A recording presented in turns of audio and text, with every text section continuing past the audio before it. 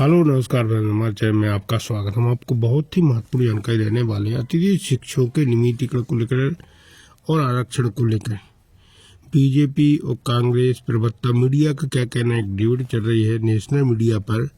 तो कांग्रेस क्या कर रही और बीजेपी क्या कर रही अतिथि शिक्षकों को नियमित करने को लेकर। इसमें बोला गया जा रहा है कि 1.5 लाख पद खाली पड़े हुए हैं, तो 1.5 लाख पद शासन को भरना चाहिए, जिससे 75,000 अतिथि शिक्षकों का नियमितीकरण भविष्य सुरक्षित हो जाए। अगर शासन अतिथि शिक्षकों का भविष्य सुरक्षित करना चाहती है तो 1.5 लाख पदों पर भर्ती करे, जाकि 75,000 अतिथि शिक्षकों का नियमितीकरण हो सके।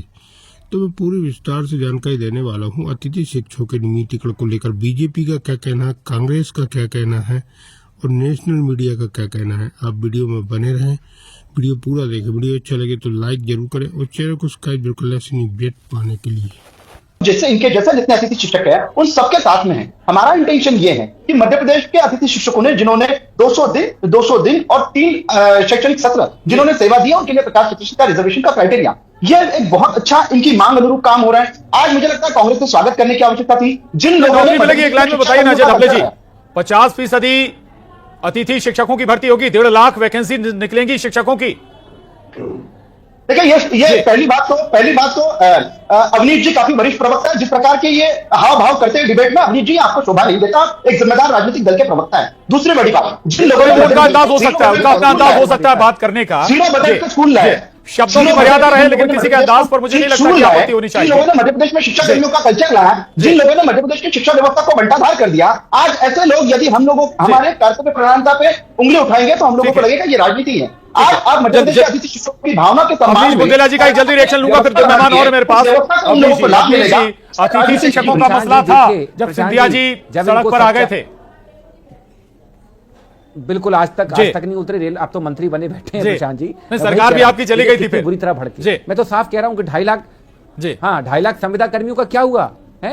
आज तक वो नियमित नहीं हुए। और हम साफ कह रहे हैं 3 लाख पद खाली शिक्षा विभाग में। आप ही 50, मैंने कहा ना अतिथि शिक्षकों की हकीकत मैंने बयान कर दी है कि साहब कोई जरूरी नहीं कि आप उनको नियुक्त करते तनख्वाह मिले। ये सिर्फ झुंझुना पकड़ाया है। मामा कहते रहे कि मैं हर साल 2 लाख नौकरियां दूंगा, आखिरी वर्ष में कहले हर साल 1 लाख नौकरियां करूंगा। एक बात का जवाब दे दें, 2018 में, अरे एक बात का जवाब दो, 2018 में शिवराज सिंह चौहान ने जो परीक्षा करवाई थी शिक्षकों की, अभी तक उसके नतीजे घोषित क्यों नहीं किए? और खुद आखिरी बार 2023 में जो 55 यहाँ नियुक्ति के लिए शिवराज सिंह चौहान ने परीक्षा आयोजित करवाई थी, उनके अभी तक नतीजे घोषित क्यों नहीं हुए? नियुक्तियां क्यों नहीं हुई? जवाब दो इस बात का। ये हमको मालूम है कि झुंझुना बजाने वाली सरकार है, झूठ बोलने वाली सरकार है। पहले शिवराज सिंह झुंझुना बजा रहे थे, आज ये मोहन यादव उनसे ज्यादा झुंझुना बजा रहे हैं। इसलिए मैंने कहा कि ये ठेंगा दिखाया इन्होंने, झूठ बोलने वाले लोग हैं ये, चाहे शिवराज जी हो मोहन यादव हो, ये सिर्फ सपने दिखाते हैं, सपने काम नहीं करते। भरोसा है सियासत से, तो इस बात का जवाब आपका रिएक्शन, भरोसा है आप लोग बड़ा वादा कर रहे हो। 3 की क्वालिफाई 25 लाख बच्चे प्रदेश में नियुक्ति क्यों नहीं कर रहे हो?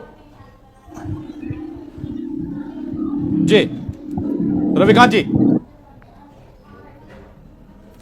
देखिए हम लोगों को छला दोनों पार्टियों ने है। कांग्रेस ने भी हमें वादा किया था कि 18 के चुनाव में कि हम 90 दिन के अंदर इनको नियमित करेंगे। बीजेपी भी आई, उन्होंने भी वादा किया कि हम महापंचायत करके कि हम आपका भविष्य सुरक्षित कर देंगे। ठीक है, आरक्षण दिया है, हम धन्यवाद जरूर दे रहे हैं, धन्यवाद। तो नोटिफिकेशन जारी हो गया ना 50%, एक कदम आप आगे बढ़े जी। लेकिन बात तो अभी वही है ना कि भर्ती कितनी होती है सर? 10,000 पद निकालते हैं, वो भी 5 साल 18 में भर्ती हुई थी 3600 पदों पर। चलिए ये सवाल बना रहेगा उससे पहले, लेकिन काजल रखियानी जी, वाकई सालों की लड़ाई है ये और अब इस अंजाम तक पहुंची है। आपको कुछ सेटिस्फेक्शन हो रहा है इस मामले में कि भाई अब लगता है कि शायद अंजाम तक पहुंचे ये लड़ाई? जी सबसे पहले तो मैं आप मीडिया का बहुत बहुत धन्यवाद करना चाहूंगी। मीडिया के बिना हमारा संघर्ष जो है ना सिर्फ संघर्ष ही रह जाए, लेकिन अंजाम तक पहुंचाने में आप लोग का बहुत बड़ा सहयोग रहता है। और दूसरी बात यह है कि काजल जी आपकी आवाज हम तक आपकी नहीं पहुंच पा रही है। विनोद त्रिपाठी जी के पास जाऊंगा, वरिष्ठ पत्रकार विनोद त्रिपाठी जी हमारे साथ हैं। विनोद त्रिपाठी जी, ये अतिथि शिक्षकों का मसला वाकई अगर हम कहें कि पॉलिटिकली डोमिनेंट ऐसा मसला है जो वाकई सरकारों को या पार्टियों को नुकसान भी पहुंचाता है। अगर हम वो घटनाक्रम याद करें जब ज्योतिरादित्य सिंधिया इसी मसले को लेकर अतिथि शिक्षकों के पास पहुंचे थे, कहा भी था कि उनके लिए वो सड़कों पर उतर जाएंगे। हकीकत हुई, मसला ये हुआ कि सड़कों पर भी उतरे, कांग्रेस सरकार भी चली गई, बीजेपी ने वादा भी किया, अब जाकर ये पूरा हुआ है मामला। जी बिल्कुल, आपने सही कहा। पूरा हुआ है, लेकिन इसे अभी अपन ऊंट के मुंह में जीरा जो कहावत है, जो ऊंट के मुंह में जीरा, बिल्कुल वही मानेंगे। निश्चित तौर पर समझाइएगा कैसे सरकार ने जी मैं बताता हूं कि निश्चित तौर पर सरकार ने मतलब जीरा, यानी कि जीरे को कहा गया एक तरह से स्वास्थ्य वर्धक चीज है जीरा। तो सरकार ने जो अतिथि शिक्षकों को 50% आरक्षण देकर के और आगे जो शिक्षक भर्ती परीक्षा होनी है भाई, अभी करीबन 72,000 शिक्षक हैं ये अतिथि शिक्षक मध्य प्रदेश में। जो 72,000 शिक्षक हैं उनमें से ये कह रहे हैं कि 50% अब इनको आरक्षण दे दिया है। तो 50% आरक्षण दे दिया, ये अच्छी बात है।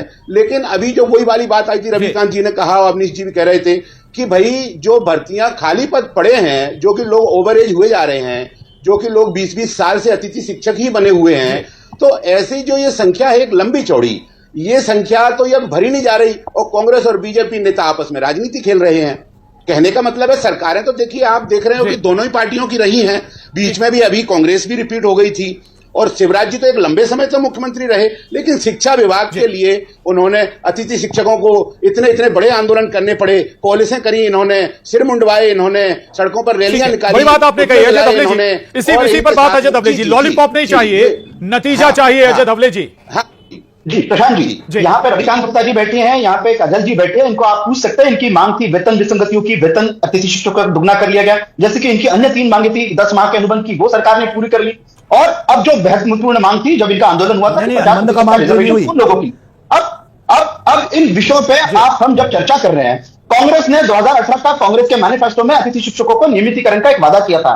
2023 का कांग्रेस का मैनिफेस्टो उठाकर देख लीजिए, कांग्रेस ने जवाब दीजिएगा, क्योंकि कांग्रेस सरकार याद रहती है 20 साल से बेशक लोग सत्ता में हैं, इनको अपने बात याद नहीं रहती। शर्मा नहीं चाहिए लोगों को, मतलब 20 साल से सत्ता की मलाई चाहता हमारे हो, मतलब वो याद नहीं है 15 महीने की सरकार। आपको मिर्ची नहीं जिस सरकार ने काम किया है, जिस सरकार ने काम किया है उसकी प्रशंसा, इस बात पर आप जिसने काम किया उसकी प्रशंसा मध्य प्रदेश जनता करती है। अवनीश जी जल्दी, अवनीश जी दिखा रहे हैं प्रशांत जी, बेशर्मी इस हद तक है कि इनको 15 महीने में इनको सब कुछ चाहिए था, 15 महीने में इनको स्वर्णिम मध्य प्रदेश चाहिए था और सरकार भी खुद गिराई इन्होंने, हमने सरकार नहीं गिराई, हमारी सरकार